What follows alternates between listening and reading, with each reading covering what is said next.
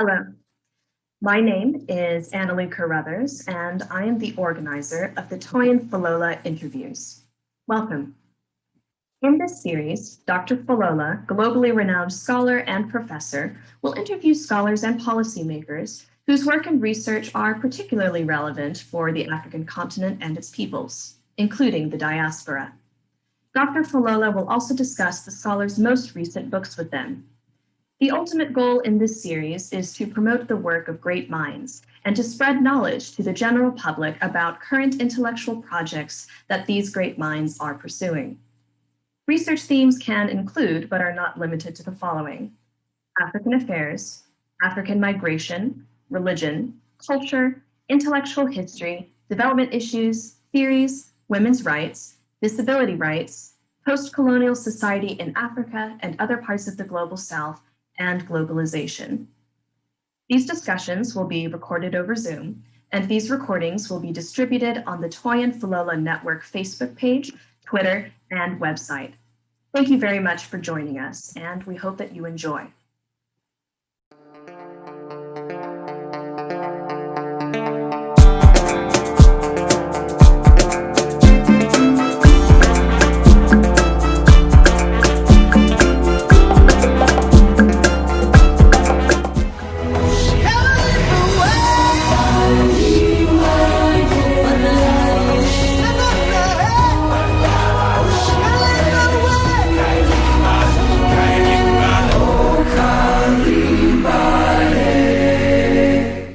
Good afternoon and greetings from Austin, Texas. It's a pleasure to have with us today the Honourable Kojo Yankah, who has multiple careers and distinction as a writer, a scholar, a journalist, and author.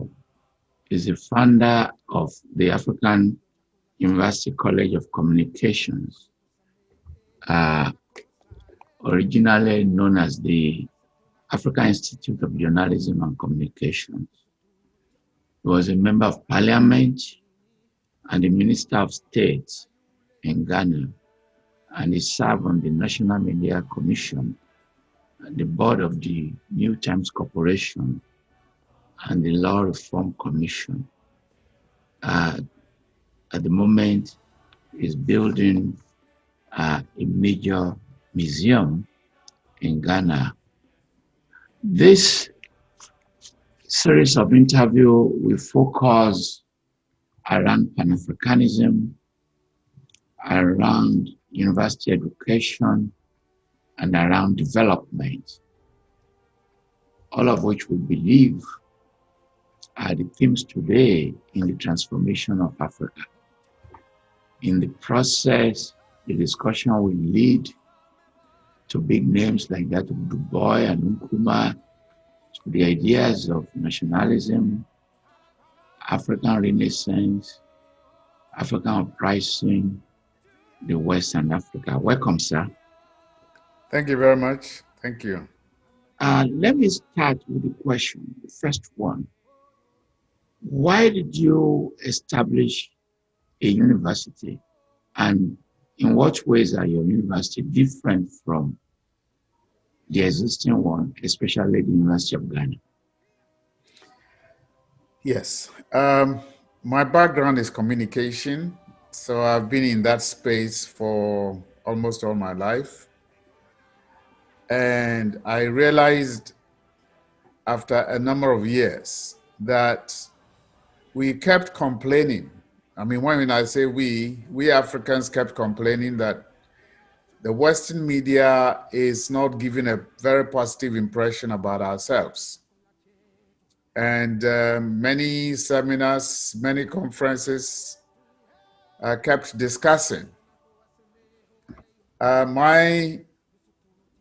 What I found out of all that was that it was not necessarily the Western media which was giving us a bad image. Yes, they didn't know Africa. But what I all noticed along the line was that we were rather digesting everything that they were bringing, whether positive or negative. We got all our news from there.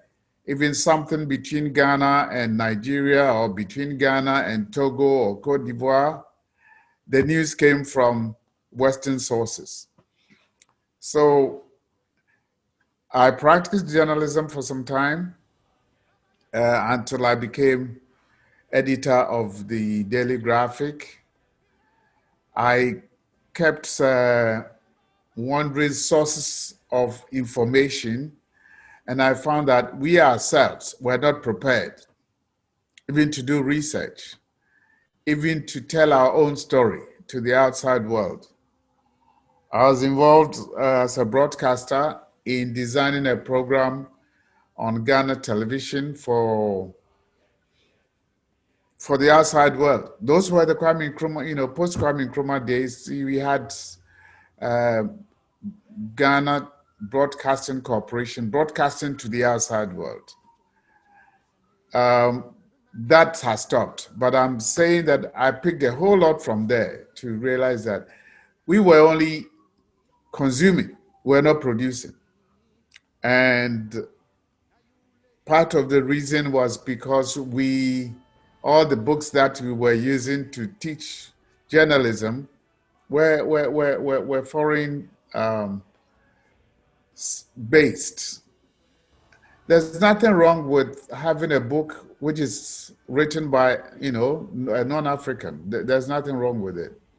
But what you imbibe, what you pick up, also conditions your own way of doing things. So after being director of the Ghana Institute of Journalism for 10 years, before I went into Parliament, I decided that if I ever came out of government, I was going to establish a school with a strong foundation in Africana studies, with a strong foundation of the history of Africa. We didn't know each other. Ghanaians, I grew up with Nigerians, in the same neighborhood in the 60s. Most of my friends were Nigerian. I didn't know a Liberian from an Ivorian or from a Nigerian. We were Africans. So suddenly I realized that we govern policies, there's an aliens compliance order, all Nigerians have to go, all Liberians have to go. Something that really shifted my understanding of what was going on the continent. So I have been concerned all these years, why even our governments, help in distancing us from each other. I was part of a team that helps to educate Namibians. There was an educational program before their independence in 1988. And I was invited to be part of a 13-member team of senior journalists from Africa to go and work with the United Nations in Namibia. And you'll be surprised to know that Namibians didn't know any other African apart from those that were from South Africa. They called the rest of us Africans, but they were South Africans. Again, you saw a huge difference. And this was only in the late 80s, So, and even now, you go to South Africa and they refer to those of us outside of South Africa as Africans. It shows clearly how badly we have been divided. Not even to talk about those who were taken away during the slave trade and all, those in the diaspora. So I saw a big challenge. So in establishing the African University College of Communications, I decided that we should have a strong Africana Studies department to give the foundation courses for journalism, for PR, for marketing, even for business, for creative studies, and so on. So that was the motivation. Now, the other side was that in 2002, because I had been a minister of state, I knew that we were all having state-owned television and broadcasting stations. But around 1997, we started authorizing private ownership of the media. So by 2000, the question was, do we have the manpower to man the private radio stations? So we would need more people. And this was not just Ghana, this was across the west coast of Africa. When I was director of the Ghana Institute of Journalism, we had lots of Nigerians in the school. Even now, at my university, there's a large number of Nigerian students. So the idea was to get us to understand each other from our own perspective. So we started a course in Africana Studies, and we, unlike other universities where you only study it for a year, we study it for 3 years. So we allow our students to continue to study various aspects of Africana Studies, and now even African American Studies, so that they understand the whole Black world, not just from one angle, but let us understand who we are as a people. So that is the major difference between our university and other universities. That was a wonderful, I think that was a wonderful summary of all your career, or of your career, and also your views. And I guess I want to start off by asking, well, what does Pan-Africanism actually mean to you? My understanding of Pan-Africanism is from the social aspect. You know, most people start Pan-Africanism by talking about an ideology. I am talking about the ideal of uniting all peoples of African descent. Most important. It is incredible how many we are on this earth. It is incredible how very little we know about each other. And it is incredible how much we even know, how much power we have.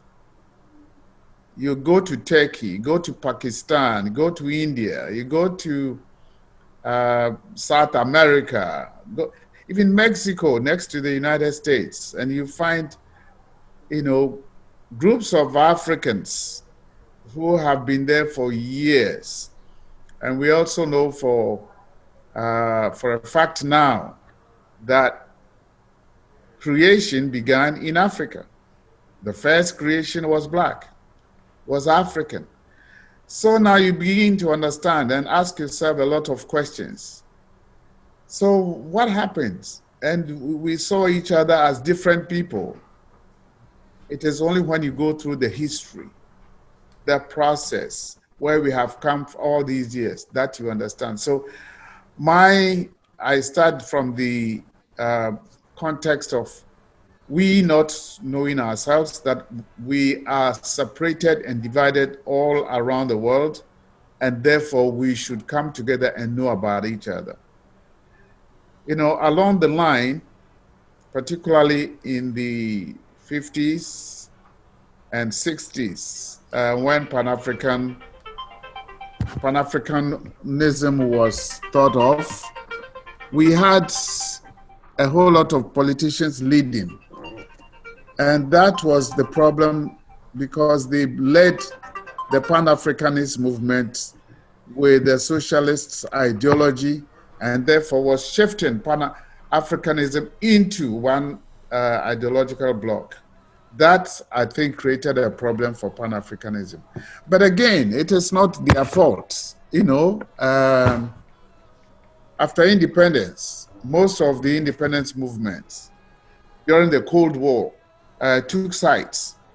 And because they were supported by the Eastern Bloc, most of them tended to go Eastern, and therefore socialism or communism, whatever it is, and they tried to align it with the communalistic ideology of Africans. So, but that was a phase, I understand. and therefore do not criticize them. But I'm looking broadly now at the social movement of Africans from the continent, and now the need for them to come back together, to feel one people, to give some confidence to each other, and to know that yes, as a force, when united, we can be a force against all the big superpowers that one is talking about today. Okay. Thank you, sir. And I just wanted to ask, and I have a few more questions, but when you say socially, could you just give like a brief explanation of what you mean? Do you mean like culturally, or do you mean in I mean culturally. Let's start from there. It will make it easier for you. Because if you go to the Caribbean, or go to Haiti, or you go to any part of the world where Africans live, or people of African descent live, you'll be struck by some similarities. They are cultural. I can also call them social. So it's social-cultural, but more cultural, because then that tells you how much together we are. I know some people who are specialists in linguistics that are looking at some languages that we Africans even put into the English language, or wherever people went, whether it was in Portugal or in Spain or in any of the Indian and Asiatic countries. So it's a socio-cultural. Yes. Okay. Thank you, sir. Thank you. Thank you, sir. So when we review the activities of Du Bois and Nkrumah, people have asked the question, so what went wrong? Because by the 60s, when African countries obtained their independence, we were expecting that the African countries would take over the leadership of this Pan-Africanist project. But apparently they did not. And today, we don't have a common reason, a common factor to bring everyone together. It used to be anti-apartheid struggles. Apartheid ended. How can we revive some of this spirit, some of this ideal, and some of these activities? Mm-hmm. Yes. It all, if I should say, it was all truncated in 1966 when Kwame Nkrumah was overthrown. No, he was leading the Pan-African bloc. He also not just was leading in terms of bringing African countries together, but because he had W.B. Du Bois, for example, in Ghana, he was writing the Encyclopedia Africana. We had Padmore in Ghana. They were all pushing just beyond the African idea. Du Bois died, Padmore died, and some of the leaders in Africa, like Lumumba, they all left. Kwame Nkrumah now began, even in terms of getting other African countries to form the Organization of African States. They were slow. When they met in Addis Ababa, he nearly walked out of the meeting because some of them said, no, take your time. This is not the time for us to unite. And you got even people like Nyerere at that time who did not understand him, saying, let's take our time. So you had two groups of Africans, the Monrovia group and the Morocco group, Casablanca group. So that also delayed. But Kwame Nkrumah forged on with Ghana, Guinea, and Mali, ceding part of their sovereignty and forming, one government. Gradually, it was going to bring along other countries because they saw the need for it. But, the Western world has not been very happy with Africa getting united, because if we did, with all the resources that we had, and from what Kwame Nkrumah wrote in his books, particularly neocolonialism, if we got control over our resources, we're going to be a major force. And they feared, even at that time, that because it was so much close to the Eastern Bloc, we probably would sell out to the Eastern Bloc. So they joined forces with anti-Nkrumah forces in Ghana and overthrew him. So after the overthrow of Nkrumah, no African leader wanted to stand up or show up and take the leadership. So there was a vacuum.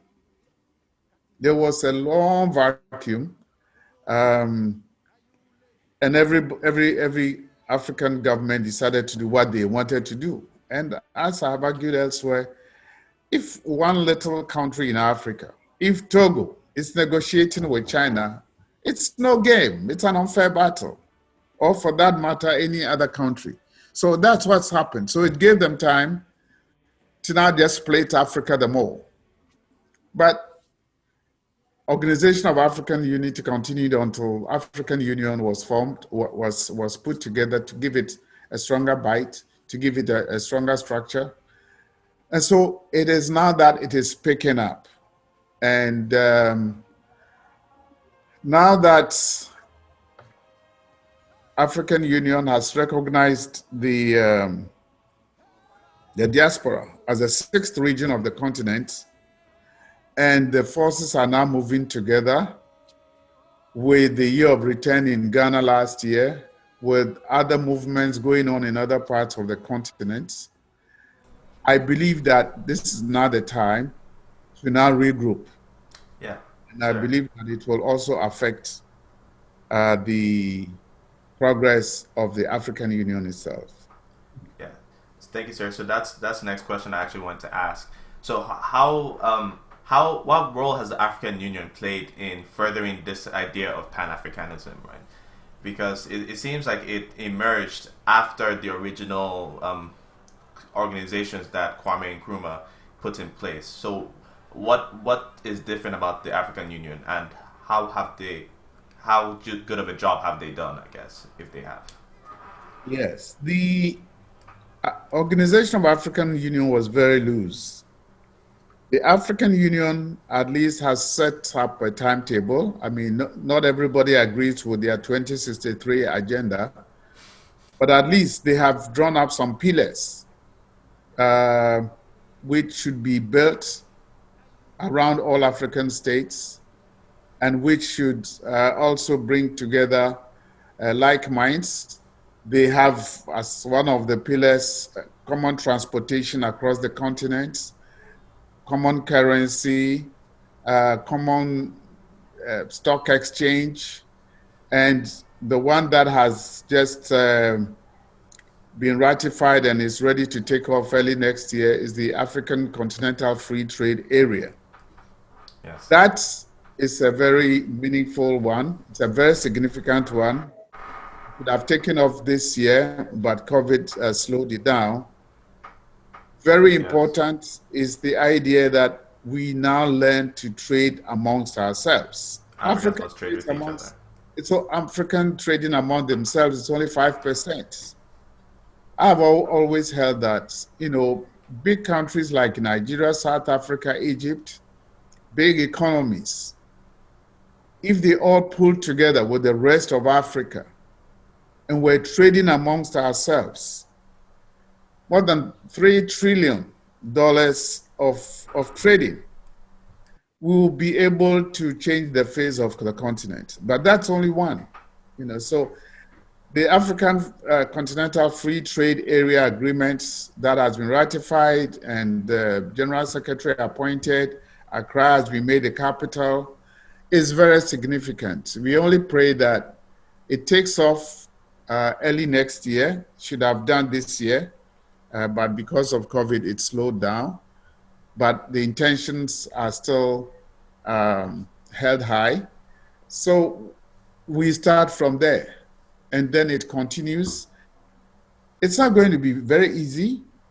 It's not going to be easy because all these individual countries have been attracted by, foreign powers here and there with juicy benefits and entitlements. But we need to go beyond that and then awaken the consciousness of the people behind it.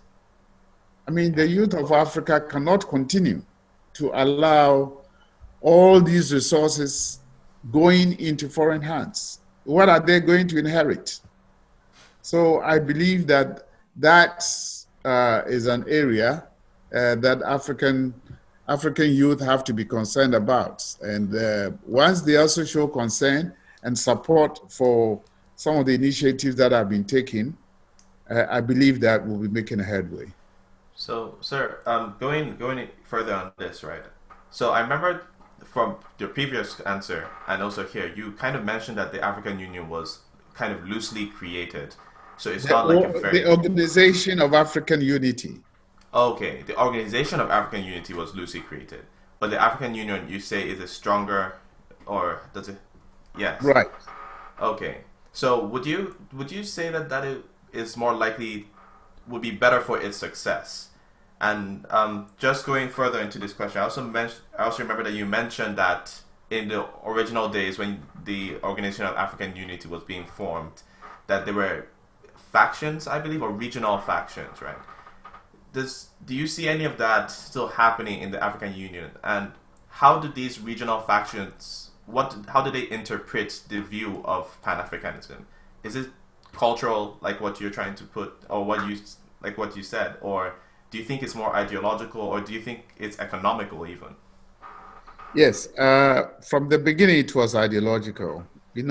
People looked left and right. Is he socialist? Is he capitalist? Ghana is next door to Cote d'Ivoire. Houphouët-Boigny was described as a capitalist, Kwame Nkrumah a socialist, some even said communist. So it brought suspicions amongst each other, and they became pawns in the Cold War. Then that is the reason why Kwame Nkrumah also moved out and worked with others into the non-aligned movement. But that did not really help much. That was another direction. But the important point about the question you asked is that we also had the old colonial power still holding on to their former colonies. So France held on to French-speaking countries, their currency. They had an agreement where they had to leave all their foreign reserves in France until recently, when a lot of noise was made, and only yesterday we heard that the French Assembly, for example, has agreed to return all artifacts to Senegal and another country, I think it's Cote d'Ivoire, to return artifacts. Why were they keeping all this? Apart from keeping foreign reserves, anything cultural that they took those days were there. So it's a gradual process to see the French now giving at least some room to their former colonies. Now look at their currency, the ECO. As soon as African countries decided, particularly the ECOWAS countries, to have a currency called ECO, France also went and said, no, we are going to change our currency from French franc to ECO. Again, that kind of interference. So yes, we'll have the former colonial powers still engaged in holding on to the ties that they had, because that is the only way. France could not have industrialized without Francophone countries. Portugal could not have industrialized without Angola and Mozambique. Britain could not have industrialized without English-speaking countries like Nigeria, Ghana, Sierra Leone, and so on. So that is a fact of history. So now they find it very difficult to just let go. But we have to be conscious. We are not saying they should go away. We should say, now let's have more control over our resources. We need partnership. We do not need that kind of dominant aid. You give us aid, you take our resources, process them, and then you turn them into aid, and we pay interest on the aid. That is too much. So we need a new consciousness to rise behind this. And with time, all these Francophone, Anglophone,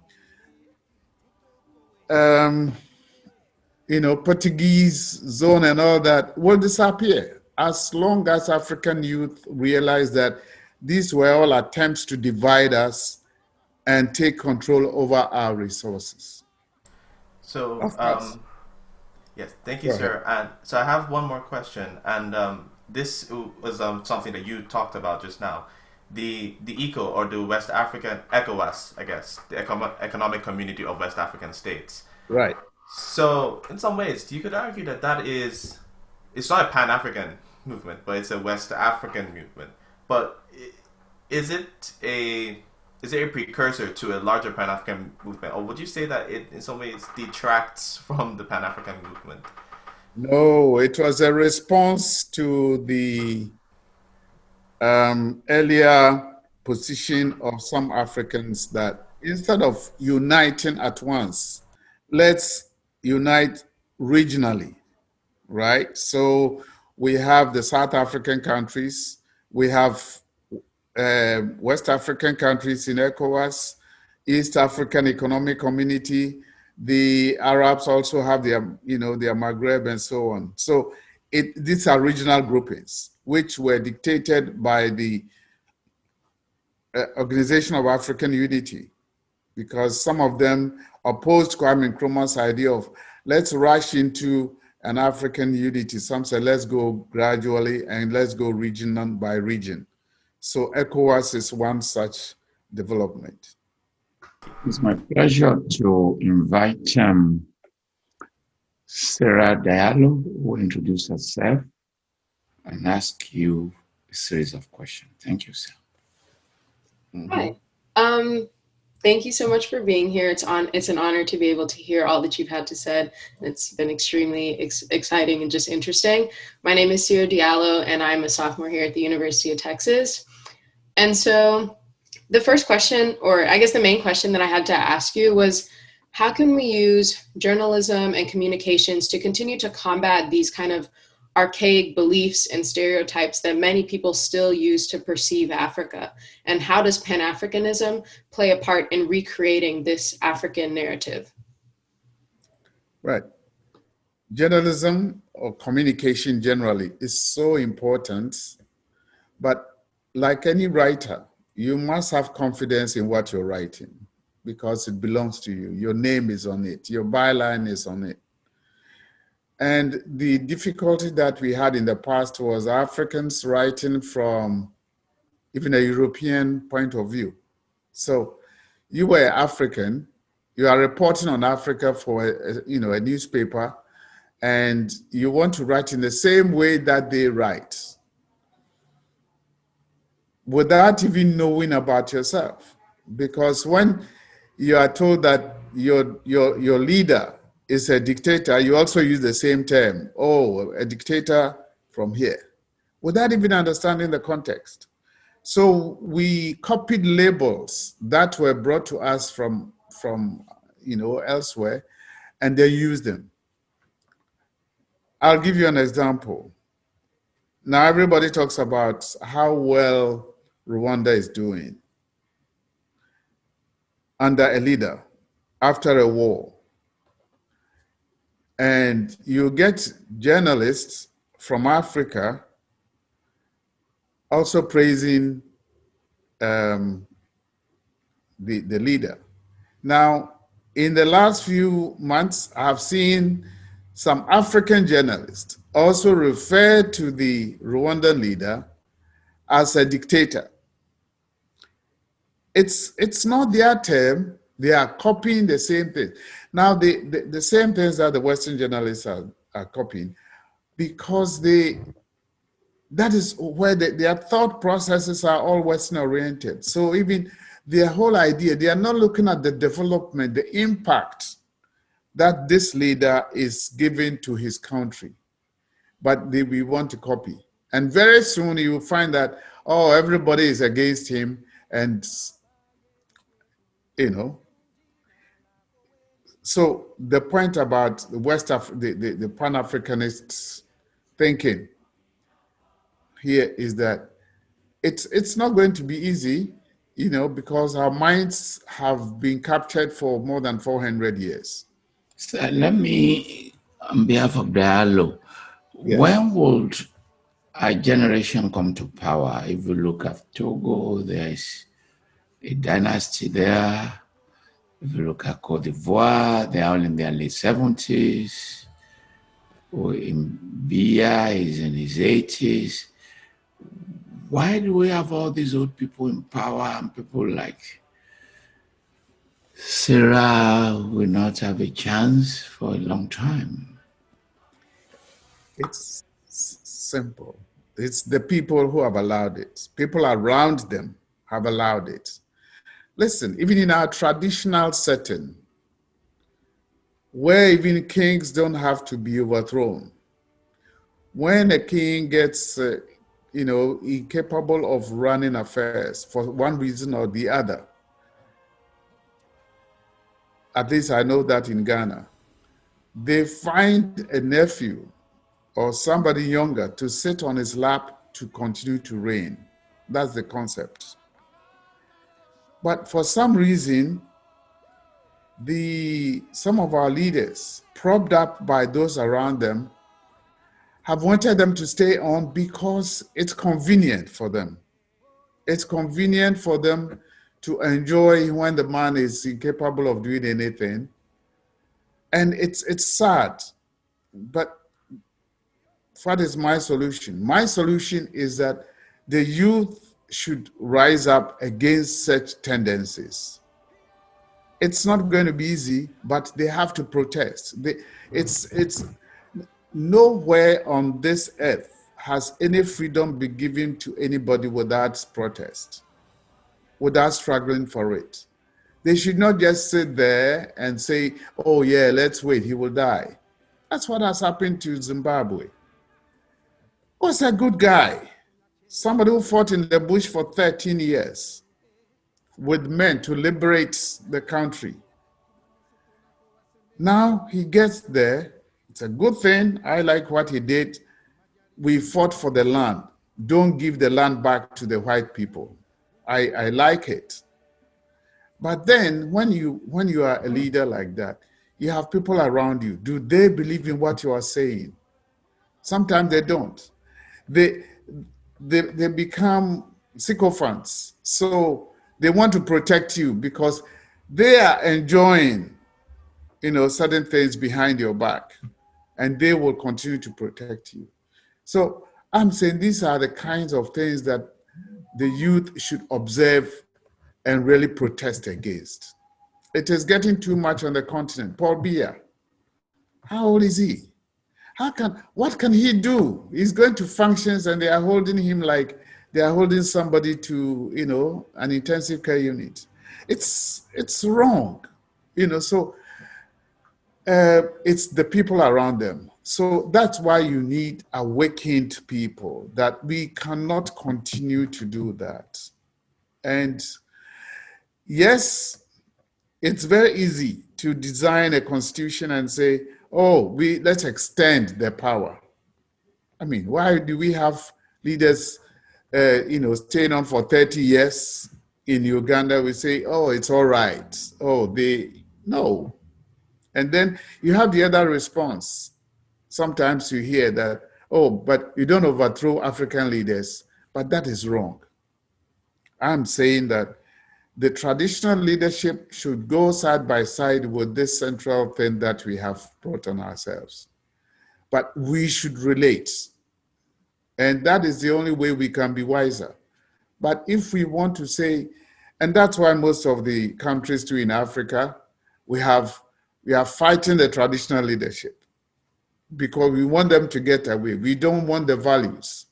We don't want the practices that really sustained them. So look at East Africa. Almost all the kings have been abolished. Now it is government which appoints a chief. I mean, where on this continent did governments appoint chiefs? So these are all things that we should think about and bring back. So I'm saying the important thing is to know where we came from. And that's why I'm leading this crusade to bring back our history, our culture. Let's learn. Find out what happened. We were running our course. Somebody intervened, invaded us, took away our cultural artifacts, burned them, destroyed them, imposed others on us. And now we have a burden on our back. But we can't continue to complain. Let's get together and know who we are. Once we know we have one heritage and we have a strong civilization behind it, all these tribal, ethnic differences, yes, they are necessary. But once the consciousness comes, and I saw it way back in the 60s. After all, I was Ghanaian. I didn't know a Yoruba from an Igbo. I didn't know a Wolof. Liberians were our friends. They were our classmates, right? But whoever advised our government in 1969 to bring the Aliens Compliance Order, when did an African become an alien? All those concepts you have to get out of our mind and let's know that we are together. Look at Ghana, Nigeria, trading, fighting over trade. Come on, you see, so people have lost that history that we used to live together. You know, my father's sister married a Nigerian. So I have Nigerian names in my house. So why should we now allow, say, Nigerian traders on this side, Ghanaian traders on that side? No, we have gone way back. And I'm saying that with education, consciousness, we can bring all these together. And then kind of going back to what you were talking about, how we as Africans, a lot of us are still kind of looking at the world through this Western lens. How do you think that we even begin to kind of deconstruct these Western ideas or shift that perspective? Right. It's by several levels. What the process we have begun with this Pan-African heritage thing is to go back to our heritage. Let's understand that we were one people. A lot of people put more emphasis on differences. Let's look at what unites us and get together. Even an African student who leaves the continent and goes to America, before you go there, your mind is poisoned. Don't get along with these African Americans. They are crooked, they are this, they are that, they are that. And so you have that at the back of your mind. And then, of course, the miseducated African American also says, oh, you Africans, you come from poor environments. And despite the fact that academically, you may even be stronger. But again, that misunderstanding, miseducation. So let's come to this level. Let's educate and learn and relearn about ourselves. And then gradually get together to know that, wait a minute, we have been deceived. That is the starting point. We get to know that we are not different. So what happens? Once we know the differences, our universities should be talking. A couple of days ago, I saw African Association of African Universities talking to American universities, particularly the HBCUs. a good exercise to understand that at that level, we should now learn about each other.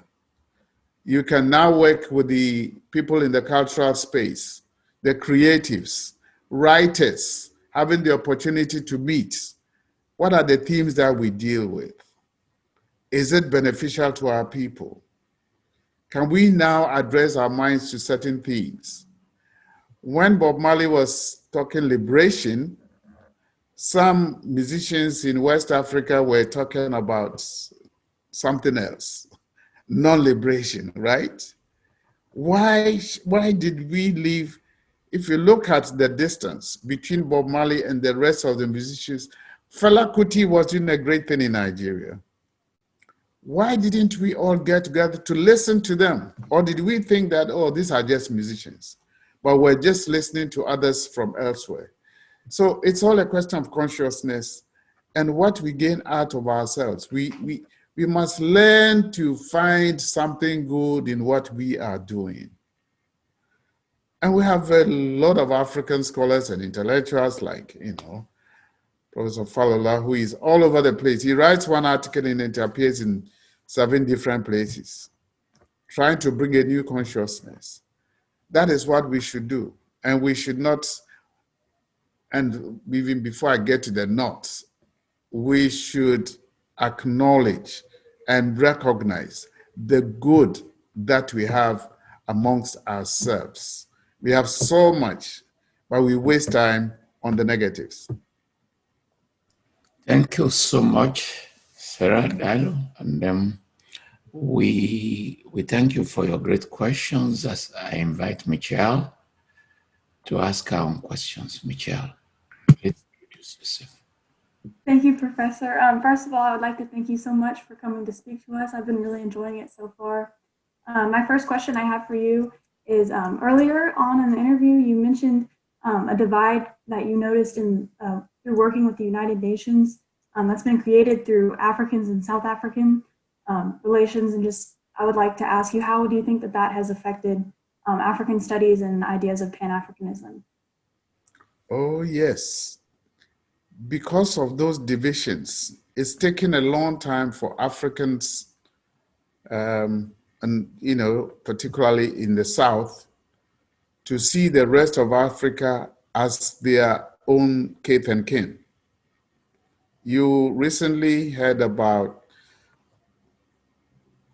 South Africans chasing after other non-South Africans and killing them and chasing them here and there. It's clearly a misunderstanding. If you look at South Africa, look at who is exploiting the resources of South Africa. It's not the common workers from Mozambique or from Nigeria or from Ghana or from where. The big forces that are taking all the resources out of South Africa are foreign.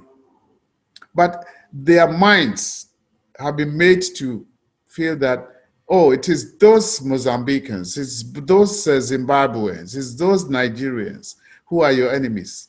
Again, these are the kind of things that we have to be conscious about. When I went to Namibia, and I wrote a book on Namibia, one of the things I found out, that you go to a certain part of the country and they were divided so much into tribes that if you're a Herero, you had to put H on your door, right?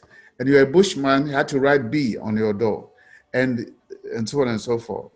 Now, what that means is that the South African police would come and warn those who have H houses, be careful of those who have B on their doors. So suddenly they become your enemies.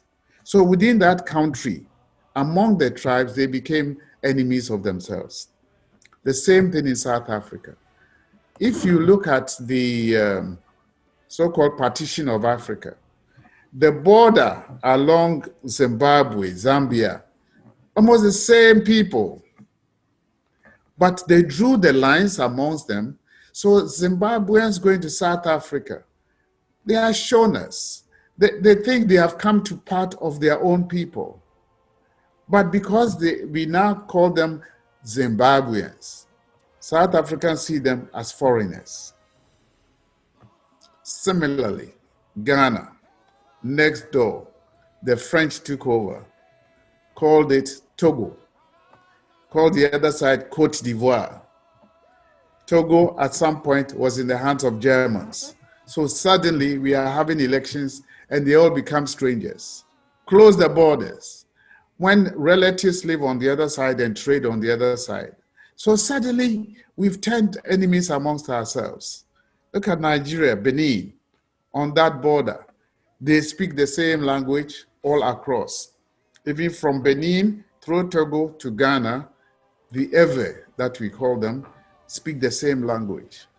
But because they are now belong to different countries, they are fighting each other. So the point I'm making here is that if all these should come out, it's now coming out for them to know that really, what are we fighting over? The same people, South African, black on black, when really it should be, we should be chasing those who are exploiting our resources. So it comes back to the question of consciousness and knowing who we are, knowing that really there's no difference, amongst us, and there's no difference between us. So let's work together. And I trust the youth because some of the people at our age have made up their minds and they probably do not care. But it is the youth who should now learn. If we did not learn, it is their turn now to learn the truth about our history, about our culture, about our people. Yes, it will not take a day or two. But once that consciousness is there and they start asking questions, we will get to where we want to be. Thank you so much. And following up with that, do you think that these, like the separations between different countries in Africa, do you think that this has gotten better? And do you think that this has been improved through recent ideas of Pan-Africanism? In terms of the differences? Yes. I think that, Pan-Africanism is now taking shape. You see, as I explained at the beginning, in the past, it took an ideological turn. So people were afraid to associate with people who have been labeled communists. Until Mandela died, do you know that even Nelson Mandela was labeled a communist? He was a liberation fighter. The West would not help him. So those that helped him, the Cubans, sent men to go and die for South Africans. What was wrong with it? So he was labeled communist. Now Mandela dies and he's now a hero in the West. Why? Because he did not take away the land of the whites from them. That is the only reason. Otherwise, they would still call him a communist. So these are little things that we have to understand, explain to our youth to know that it is when it is in the interests of people who are against the progress of Africa, it looks good. So we should be able to identify what is good amongst ourselves. Yes, because of those divisions, it is taking time now for people to rally round. Even when you are rallying people around culture, people are asking you, hey, what is your ideology? It doesn't make sense. If you like, let's have a Pan-Africanist ideology. I'm sure the scholars and academics will create it. A Pan-Africanist ideology that says that let us all unite to build our continent, our race, with the ideals that our forefathers and ancestors brought us into being. If you can create that ideology, why not? But definitely, it is neither, the capitalism, socialism, communism, We all learned them in school. And then we got the ideologues, shouting, and we followed. And then, of course, as I said, we had a Cold War at that time. So a lot of these ideologues became apostles of those that, But otherwise, let's look at what is pragmatic for Africa. Let's look at our society. How do you go to an Akan village and tell them you are socialist? It doesn't mean anything to them. They are common people who want a good living. They want their environment to be clean. We had our communities living on herbs, living healthy lives, until we decided that we were going to process the herbs, put chemicals in them, and call them medicines and bring them back to kill them. So these are some of the things that we really have to go back and learn. No matter how much we say we think we have learned, there's indigenous knowledge that we have thrown away. But if we take a step back and listen to those elders and those who are imbued with the wisdom of our ancestors, we'll see that we've thrown away a whole lot of things. And for me, I keep saying that at some point, my Western education alienated me from my society. And until I align myself to the values that really give me birth, I probably will be lost until I give up and some others continue. But that is where we are. So we look at our children, my children, youth like you, and keep telling them you need to know more. No matter what you've gained now, you need to learn about what was the African. When we say the African, when you read some of the literature of African writers, see the characters in them and see the kind of the characteristics, the values that they inherited. Honesty, sincerity, a whole lot of things that if we had kept. Now we're talking about billions of money stolen by politicians and taken out of the continent. Why should that be allowed? It's allowed because we have allowed that system to now make the laws to protect the same people who take the monies out. So the youth are just sitting there, and then you have elections come, and somebody says he's bringing $1 billion from elsewhere to come and dish out to foot soldiers.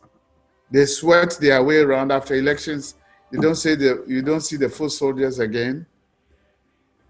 And so they go back into their poverty until the next election. No. Something must change. And it's the consciousness of being African. Africans, as I have known, are very hardworking. If they did not throw away their values and their ethics, and they were allowed to protect their communities. We had values that protected our environment, where you could do certain things in the environment, where certain days of the week you could not go to the farm, where certain days of the week you could not go to sea. They are all natural ways, traditional ways of preserving the environment. Now we have dug everywhere, digging for gold, digging for anything, and we've destroyed the environment. Cut all our trees. The trees that gave us herbs, that gave us medicine. We've destroyed all of them, and now we go elsewhere and buy medicine. They are very important things that we have lost. And I think that as part of this new Pan-Africanist phase, we should go and look for them and bring them back. Thank you very much, Michelle. We appreciate your questions and I enjoy the answer. Thank you very much.